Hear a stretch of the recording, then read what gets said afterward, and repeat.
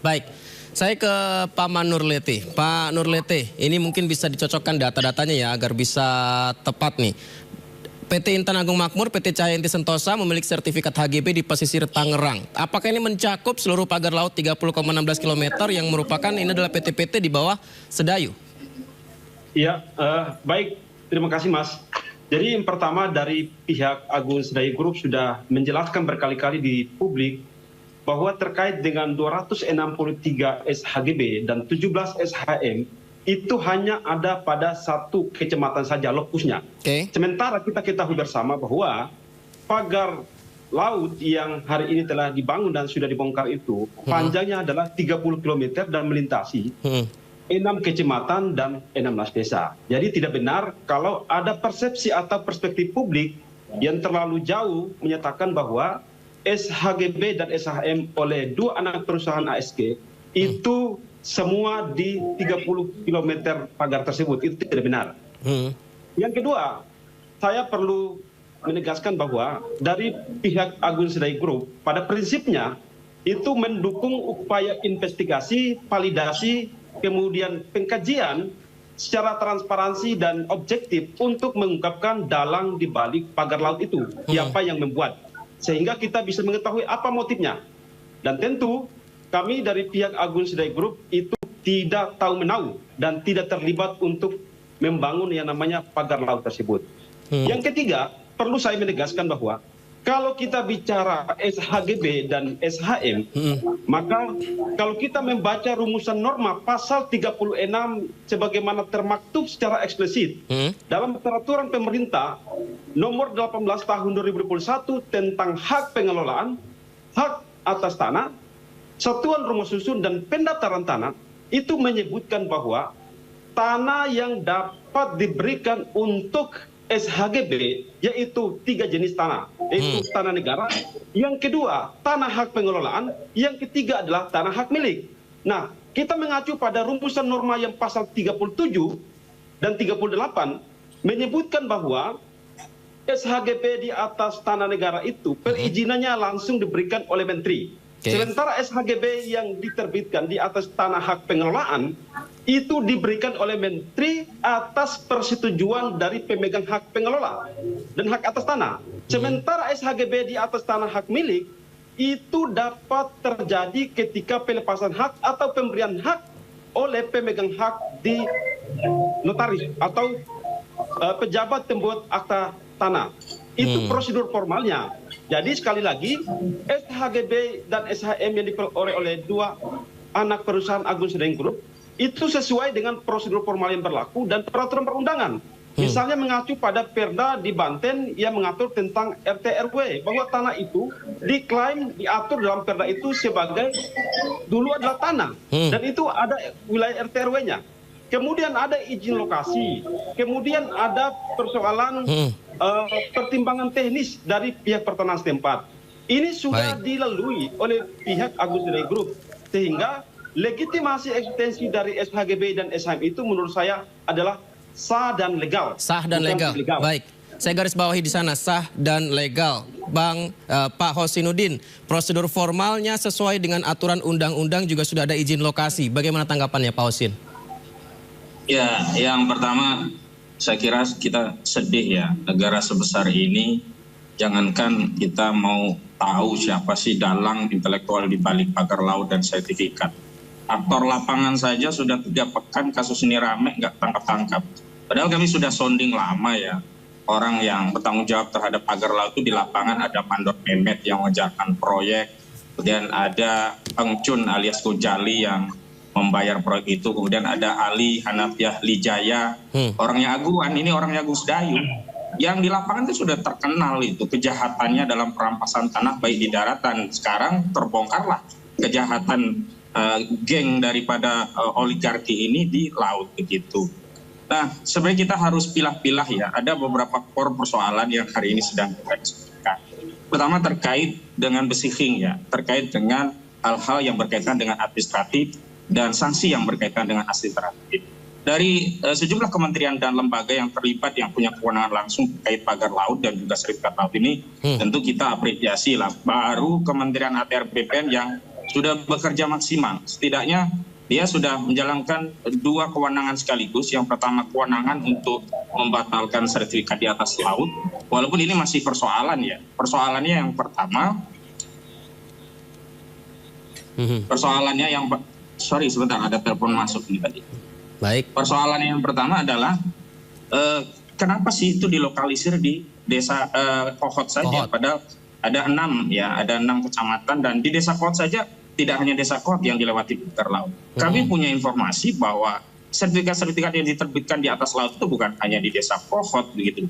Ada di desa-desa lainnya yang sana memiliki wilayah garis pantai dan laut, dan di atas pagar-pagar itu sebenarnya sudah ada desain besar. Di sana ada sertifikat yang ke depan desain daripada sertifikat itu akan dijadikan sarana untuk membangun industri properti, di mana kalau dulu judulnya itu adalah reklamasi, tapi ketika ada persoalan dengan reklamasi, mereka menggunakan pendekatan baru, yaitu dengan menggunakan pendekatan ini tanah seolah-olah korban abrasi yang kemudian perlu direstorasi. Dan ini adalah prakondisi untuk mensterilisasi laut guna kepentingan industri properti mereka. Kalau kita bicara analisis kepentingan, sangatlah tidak masuk akal kalau itu kerjaan nelayan. Dan sampai hari ini aneh, tidak ada yang bisa ditangkap ya untuk soal pagar saja. Nah, balik ke sertifikat.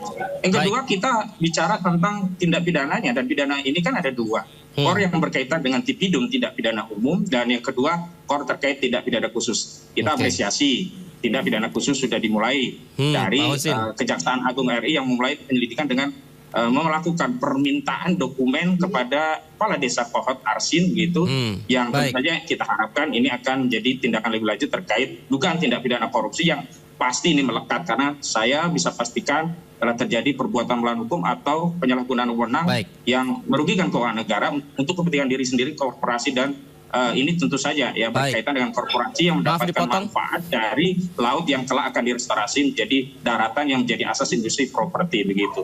Saya sudah sebut ini kaitannya dengan oligarki, itu saya sebut Agung Sedayu yang punya proyek kedua, dan ini sudah menjadi materi muatan kami digugat perbuatan melawan hukum di Pengadilan Negeri Jakarta. Ditahan dulu Pak Kosin. Yang kedua tindak pidana umum sebentar. Lebih lengkap dialog kita, pas seperti yang Anda sampaikan barusan, kita simak nih Pak Kosin, keterangan dari Presiden Direktur Agung Sedayu Group Nono Sampono terkait kepemilikan sertifikat hak guna bangunan di kawasan Pagar Laut Tangerang.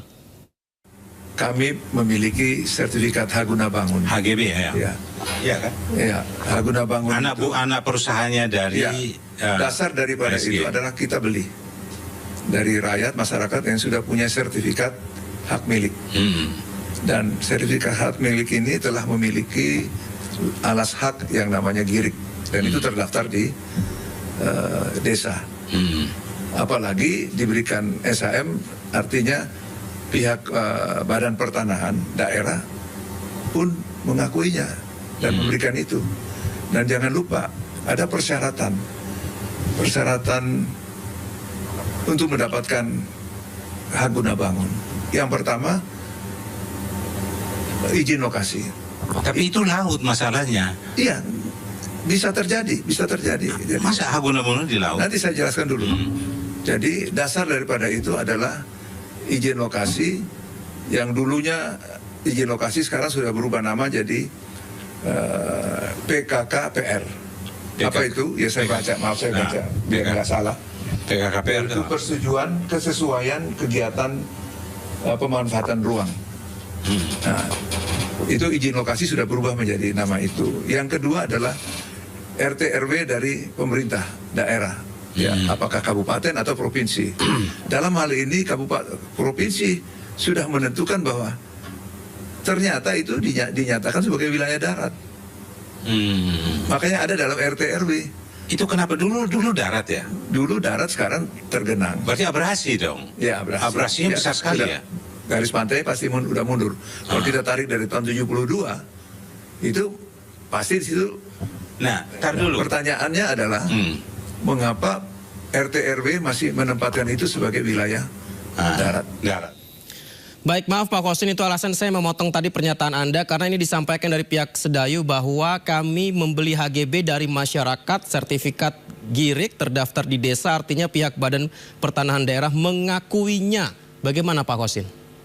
Iya, justru kami melakukan proses mitigasi lapangan dan ditemukan modus operandi pencatutan nama-nama warga untuk dijadikan sertifikat, dan sertifikat itulah yang kemudian dijual belikan, dan layer-layer itu akhirnya sampai juga ke Agung Sedayu. Nah, hasil akhir daripada proses ya ilegal daripada sertifikasi tanah di laut ini akhirnya dikuasai oleh Agung Sedayu. Kalau kita bicara kejahatan, ya Agung Sedayu ini penerima hasil tanah kejahatan begitu, dengan beberapa layer-layer, dan ini juga sudah kami sampaikan dalam berbagai forum.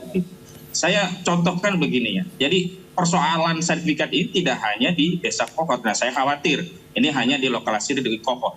Baru saja saya tadi ke Kejaksaan Agung Republik Indonesia untuk menyampaikan temuan dokumen yang dikeluarkan oleh Kepala Desa Kronjo, Kecamatan Kronjo, ada 17 warga desa yang dicatut namanya untuk permohonan pensertifikatan laut dengan dalih dulu laut itu adalah tambak dan budidaya laut lainnya. Dan saya mau kembali tadi ya, kalau klaimnya itu daratan kena abrasi.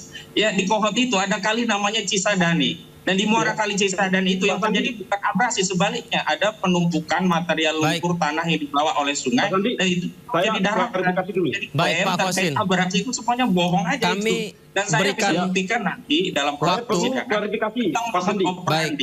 Ya, yang terjadi itu kejahatannya bukan hanya di laut, tapi juga di daratan. Bayangkan, di daratan itu ada 900 hektar, ya, atas nama 3 orang, yang satu Gojali, yang kedua itu namanya Freddy, yang ketiga Henry. Dan ini semua terkait dengan Agung Sedayu. Dan persoalan dengan Agung Sedayu itu sudah jadi rahasia umum. Baik, kami sudah mendapatkan poinnya Pak Kosin. Mungkin kita kasih waktu jawab kepada Pak Nurlete. Ya, baik. Jadi saya sarankan kepada saudara Ahmad, hendaknya sebagai politisi hukum harus memproduksi narasi yang objektif. Tidak perlu sarankan saya lah, jawab saja narasi saya. Anda jangan menjadi provokator untuk kemudian mempropaganda dan memprovokasi publik. Kalau Anda punya fakta-fakta empiris, fakta yuridis, dan fakta fisik terkait dengan ilegal atau tidak ilegal, ya terkait dengan SHGB dan kemudian SHM itu, Anda ajukan saja ke pengadilan, karena pengadilan sudah kami ajukan, makanya kami sampaikan di forum ini. Semua orang untuk mencari keadilan. Kalau belum ada putusan pengadilan yang berkekuatan hukum tetap tentang apa yang Anda ajukan sebagai upaya hukum itu, maka Anda jangan menjustis dan memponis bahwa semua itu adalah ilegal dan tidak sah. Itu saya ingatkan kepada saudara Ahmad. Jadi jangan Anda hanya asal berbicara tanpa referensi yuridis. Saya ajarin Anda untuk menjelaskan tentang apa. Jangan ajarin saya, silakan sampaikan pandangan Anda ya. Saya juga advokat. Saya juga sudah membuktikan di pengadilan. Saudara pada peraturan pemerintah nomor 18 tahun 2021 tentang hak pengelolaan hak atas tanah, satuan rumah susun dan pendaftaran silakan Anda sampaikan, tapi Anda tidak perlu mengajari saya. Silakan sampaikan pandangan Anda. Ini forum untuk menyampaikan pandangan, bukan mengajari sesama advokat. Di atas negara, tanah hak pengelolaan dan tanah hak milik, ya selanjutnya wajib didaftarkan di pertanahan. Dan perlu saudara ingat bahwa Badan Pertanahan itu adalah instansi vertikal kementerian di tingkat kabupaten. Jadi Anda itu jangan mendikte kerja-kerja negara dalam melakukan penyelidikan dan investigasi yang sifatnya adalah transparansi dan objektif. Anda jangan menjadi hakim jalanan untuk memponis dan menjustis semua persoalan ini adalah kejahatan dan tidak benar. Silakan Anda punya bukti-bukti yuridis, bukti empiris maupun bukti fisik lainnya, ajukan ke pengadilan. Jadi kita akan uji, sama halnya sebagaimana saudara dulu pernah membela. Anda punya klien yang mengklaim punya kepemilikan tanah di Agung Sedayu Group, yaitu adalah Budiarjo dan istri Nurlela. Kan pada fakta empiris, hakim memponis dan memutuskan mereka bersalah dan sudah dipenjarakan. Itu artinya bahwa jangan memperlebar persoalan Budiarjo. Baik. Saudara fokus saja pagar laut. Pak Nurlete, kita ke kasus mengenai pagar laut di pesisir Tangerang dulu, Pak. Silakan. Kita beri waktu kepada Pak Nurlete, silakan. Yang ketiga, mohon maaf dibatasi. Ini kita tentang sertifikat. Jangan diperluas dengan Budiarjo. Lagi, ya, saudara, tolong dengar saya sampaikan dulu.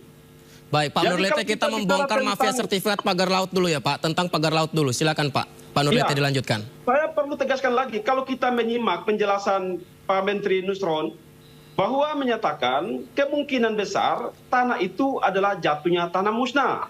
Kalau kita bicara tentang tanah musnah itu adalah tanah yang berubah bentuk asalnya karena peristiwa alam, sehingga tidak bisa diidentifikasi lagi, maka tidak bisa digunakan, dimanfaatkan, dan difungsikan sebagaimana mestinya.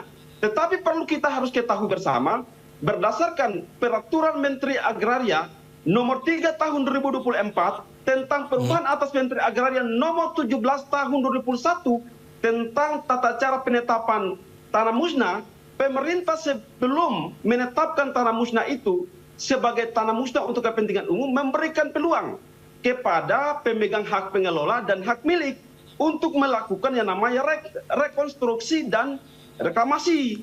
Nah, jadi tidak otomatis ketika tanah itu dikategori tanah musnah, itu otomatis tidak hangus atau tidak hilang. Yang berikut, yang terakhir saya perlu tegaskan, dan Sandi, bahwa mekanisme penetapan tanah musnah itu dilakukan oleh Kepala Kantor Badan Pertanahan di tingkat kabupaten, dan beliau harus membentuk yang namanya tim penelitian. Tim penelitian ini melakukan namanya verifikasi, validasi, investigasi, kemudian melakukan inventarisasi terhadap ya titik yang diduga adalah tanah musnah.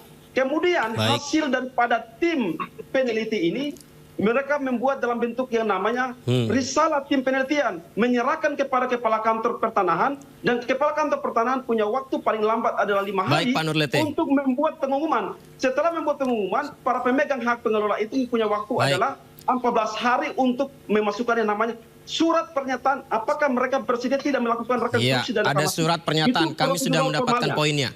Baik, kita supaya lebih efektif Pak Nurlete ya, saya akan mengajukan pertanyaan kepada Pak Khosin. Artinya apabila syarat dan aturan tersebut sudah disahkan oleh pemerintah pada saat itu, berarti ini kan secara aturan legal. Dijawab setelah jeda. Pak Khosin dan juga Pak Nurlete, kita jeda terlebih dahulu. Membongkar mafia sertifikat pagar laut, siapa di balik ini semua? Kita lanjutkan dialog kita pemirsa. Saya kembali ke Bang Khosinuddin dan juga tadi sudah ada Pak Nurlete ya.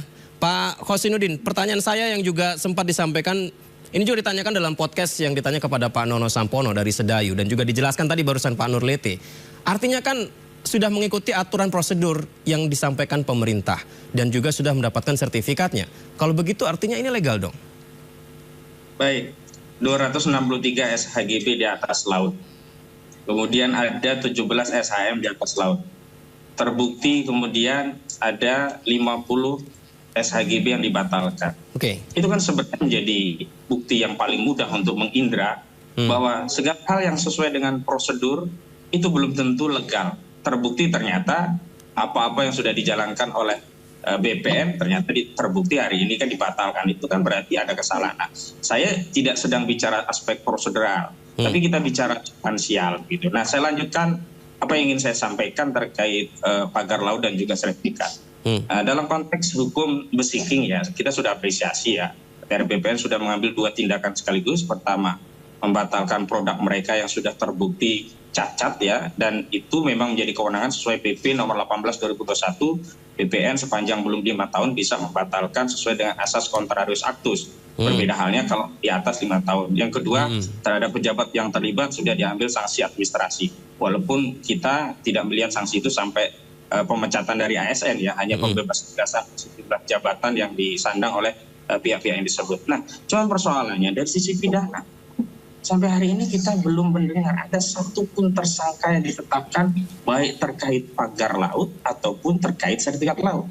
Nah, dalam proses ya pembentukan sertifikat di atas laut itu sudah jelas ada dugaan kuat pasal 263 dan 266, yakni perbuatan pemalsuan dokumen dan memasukkan keterangan palsu dalam dokumen sehingga terbitlah sertifikat di atas laut. Dan kami juga tadi sampaikan, saya lanjutkan cerita saya, ke Kejaksaan Agung tentang adanya 17 warga yang dicabut namanya di Desa Meronjo.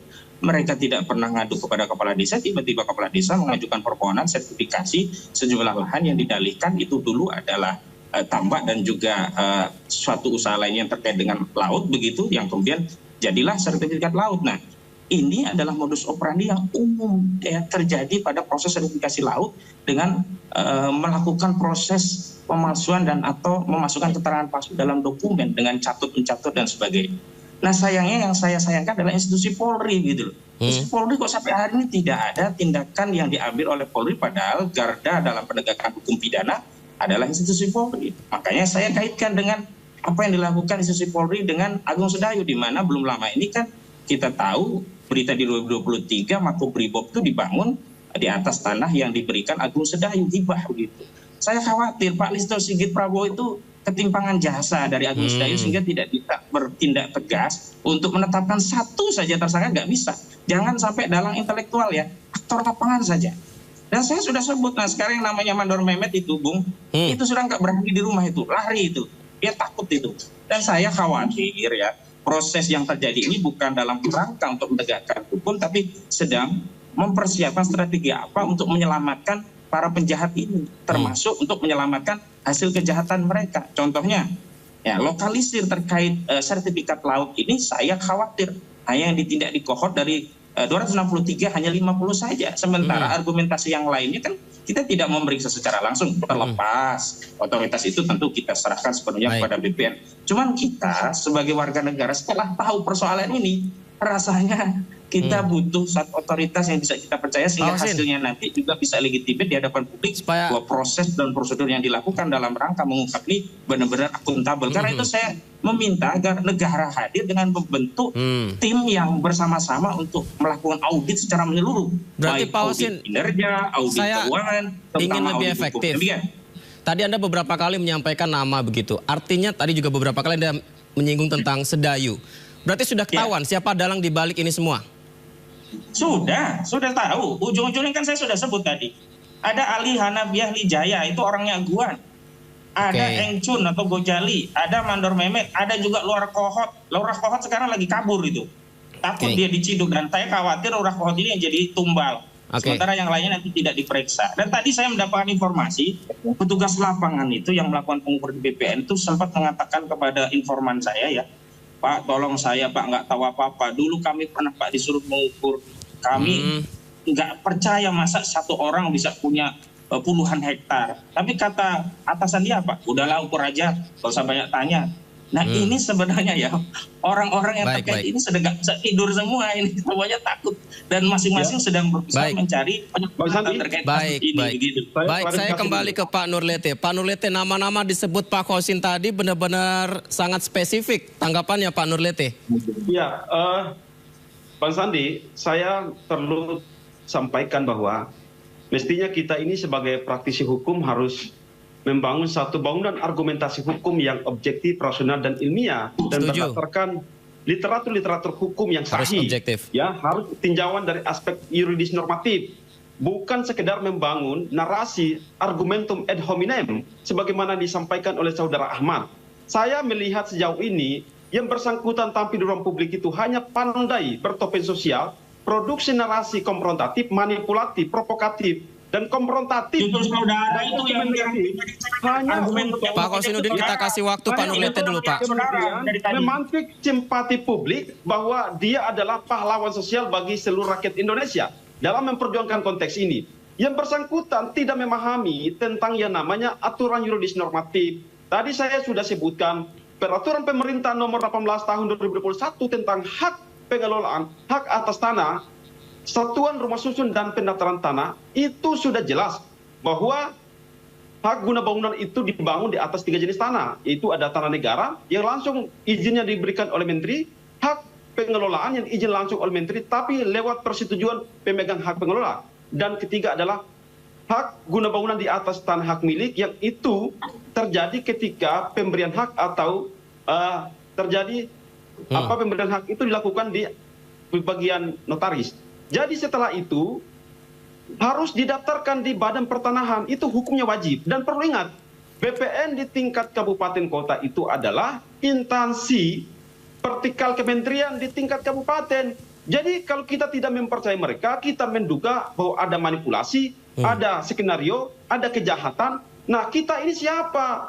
Kita ini harus percaya kepada pemerintah. Jadi pemerintah itu bukan hanya di tingkat kementerian. Kalau apa yang disampaikan oleh para kepala desa misalnya, bahwa masyarakat punya bukti alas hak berupa bukti giring, dan kemudian itu dibawa ke notaris untuk keluarlah akta, dan kemudian didaftarkan ke pertanahan, ini adalah prosedur formal.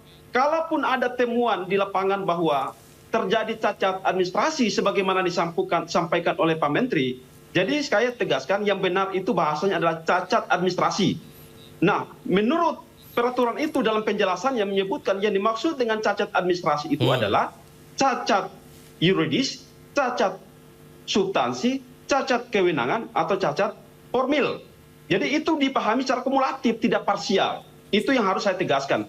Yang berikut saya perlu sampaikan Mas Hadi, Ya. apa yang disampaikan Bung Ahmad tadi, kenapa saya katakan bahwa semua itu adalah hanya opini liar dan asumsi, bahkan beliau hanya berhalusinasi untuk menjustifikasi dan memponis semua ini ada kejahatan.